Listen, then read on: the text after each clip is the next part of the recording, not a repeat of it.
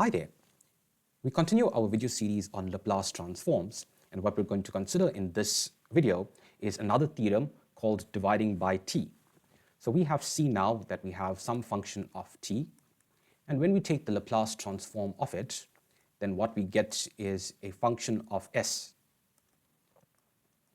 What we now want to do is we want to take this same function of t, and we just want to divide it by the variable t and find the Laplace transform of this.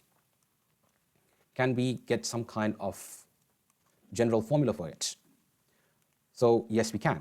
What we do is we start off by considering the definition.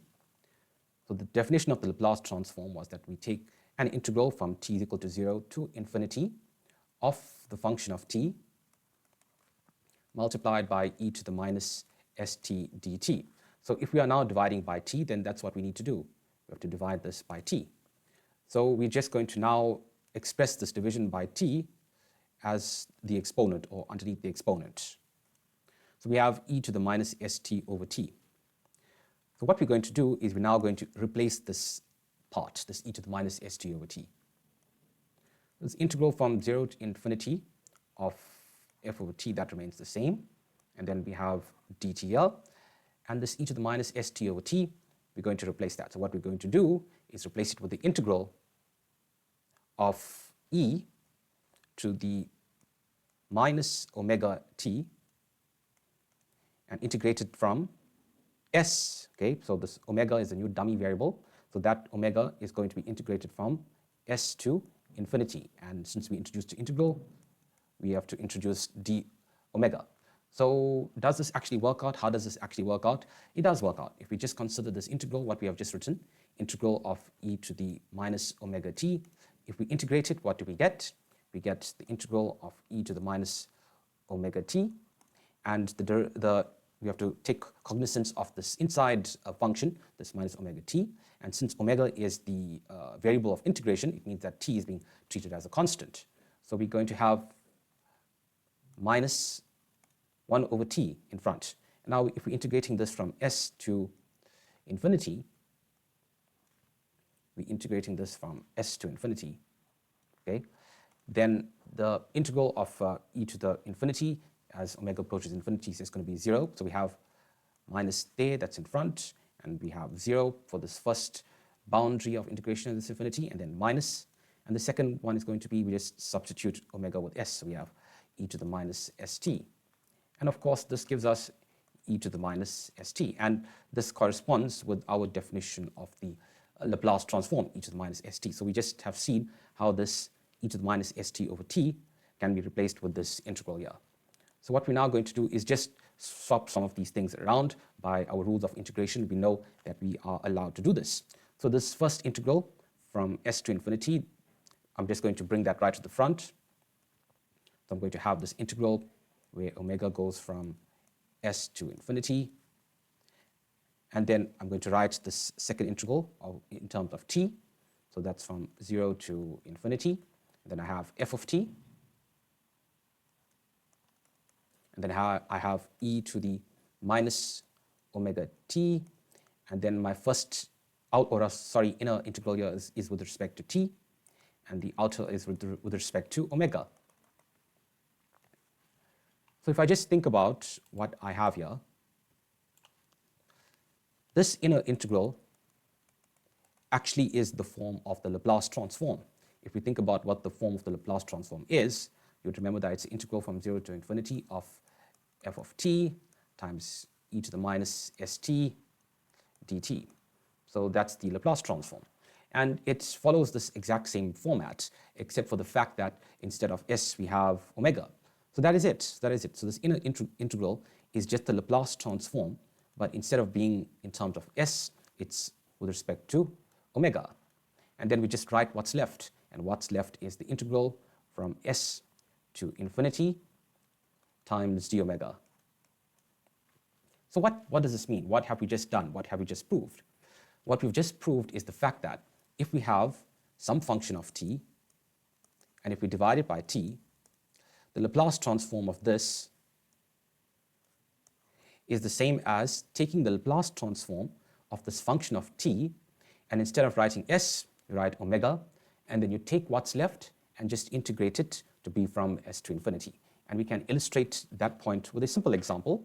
But before we do that, we must just realize and understand that we have introduced a denominator inside this Laplace transform since we are dividing by t. And since it has this integral, that's how the Laplace transform is defined, we have some issue of convergence with regards to limits. So we have to actually check whether this f of t over t actually exists. So before we even proceed with applying this rule, applying this formula, we need to check if the limit as t approaches 0 of f of t over t actually exists. That's the first thing that we need to do, and then we proceed to apply that rule. So let's illustrate this with a simple example. So we want to find the Laplace transform of the function 1 minus cos of 2t divided by t. So as I said, the first thing that we need to do is to check if the limit as t approaches 0 of 1 minus cos 2t over t exists.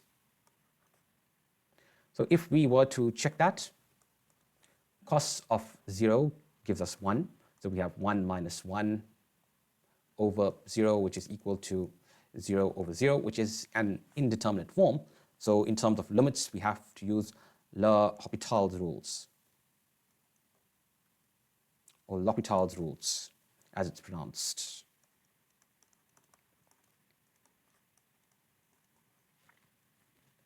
So that involves taking the denominator of, taking the derivative of the numerator and the denominator. So if we proceed to do that, the derivative of 1 minus cos t is just 2 sine t, 2 sine 2t. The derivative of cos is minus sine. And then we have derivative of t in the denominator, which is just 1. And that is just going to give us 0. So this limit does actually exist. So now that we have shown that the limit exists, we can proceed to use the rule. So what does the rule say? The rule says that the Laplace transform of some function of t over t is equal to the Laplace transform of the function that's in the numerator, and we replace s with sigma, and then what we do is we integrate what's left from s to infinity with respect to sigma. So our function was the Laplace transform of 1 minus cos 2t all over t. So the Laplace transform of 1 minus cos 2t is equal to, firstly, the Laplace transform of 1, that's 1 over s, minus the Laplace transform of cos 2t, and we showed that this is a standard transform in the previous videos, which becomes s over s squared plus 4. And this thing is a function of s. So what we have to do is replace this s with sigma. So f of sigma is simply equal to now 1 over s and becomes 1 over sigma minus sigma over sigma squared plus 4. And what we now do is we integrate this from s to infinity. We're integrating from s to infinity. So the integral of 1 over sigma is just the log of sigma. And now this integral of sigma over sigma squared plus 4, we're going to have log of sigma squared plus 4, or natural logarithm, ln. So to account for the sigma on the top, we have to put a half. The derivative of ln sigma squared plus 4, that's 1 over sigma squared plus 4. And the derivative of the inside function is 2 sigma. So we're going to have 2 sigma, that accounts for the sigma there. So to remove the 2, we put a half. And this is now being bounded by s and infinity. So we want to take out this half as a common factor. However, this ln of sigma doesn't have the half. So we can introduce the half somewhere. So what we'll do is we'll put a 2 here as the exponent of the sigma, and we'll put a half in front. You know, by the rules of logarithms, you take the exponent and put it to the front. So 2 times half is 1. So that works out quite well. So now we can take out the half as a common factor. And we have ln of sigma minus sigma squared plus 4. So since it's a negative, we can combine these things into a fraction.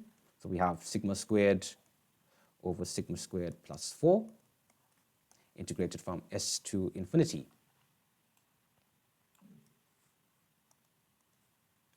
So if we take a limit and now we consider as sigma approaches infinity, well, this fraction is just going to approach 1, and ln of 1 is just going to give us 0. So what we're left with is half into 0 minus ln of s squared over s squared plus 4. So that gives us minus half ln s squared over s squared plus 4. And we can bring this minus half to the exponent. So we have minus half here.